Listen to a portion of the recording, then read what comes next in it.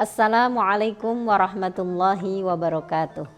Pemirsa NU Borobudur yang dirahmati Allah, apa tantangan perempuan muslimah dalam menghadapi kehidupan dunia modern? Dalam Al-Quran setidaknya ada 3 menjelaskan tentang tantangan perempuan dalam menghadapi kehidupan dunia modern. Yang pertama yaitu surah Az-Zariyat ayat 56.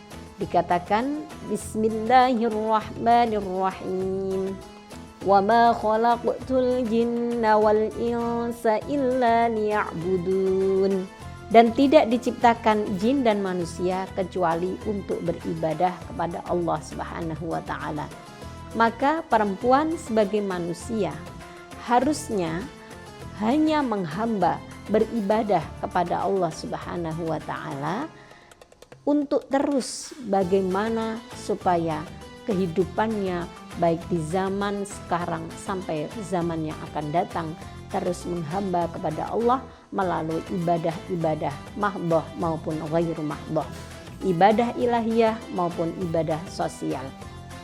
Tidak lagi perempuan menghamba kepada makhluk Allah atau yang diciptakan oleh Allah, kepada manusia yang lain, baik laki-laki maupun perempuan yang lain, dan juga tidak menghamba kepada kekuasaan, harta benda, kemudian kepada gaya hidup ataupun style fashion.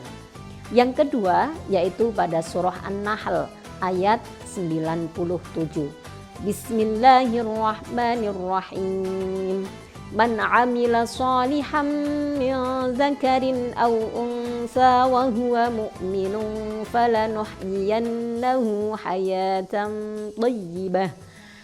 Dikatakan bahwa manusia termasuk juga perempuan haruslah berbuat baik secara terus-menerus dilandasi dengan rasa keimanan sehingga mendapatkan kehidupan yang berkualitas.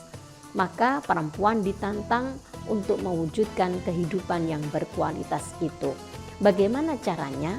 Dalam surah ini dikatakan hayatan thayyibah, kehidupan yang berkualitas, yang layak, yang baik, bisa ditempuh dengan cara bagaimana mengoptimalkan potensi-potensi yang ada dalam diri perempuan. Dalam kitab tafsir Al-Misbah dikatakan ada 2 unsur dalam pembentukan manusia, yaitu unsur debu tanah dan ruh ilahiyah. Yang mana kedua unsur ini menciptakan 4 daya, yaitu yang pertama daya tubuh. Bagaimana perempuan bisa mengenali tubuhnya, merawat tubuhnya, dan menjaga kesehatannya. Yang kedua, daya hidup.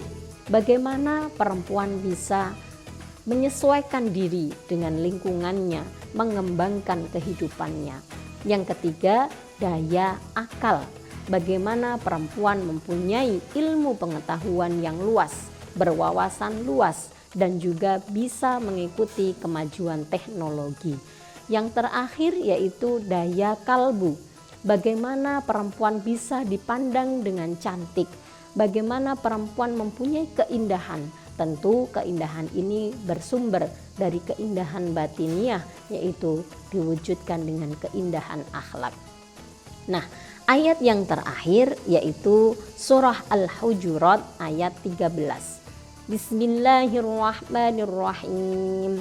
Ya ayyuhan nasu inna khalaqnakum min dzakarin wa unsa waja'alnakum syu'uban wa qabaila lita'arafu. Inna akramakum 'indallahi atqakum. Nah, di sini perempuan mendapatkan tantangan yang begitu besar, yaitu perempuan bisa menerima, menghadapi perbedaan dan menyikapinya dengan kebijaksanaan.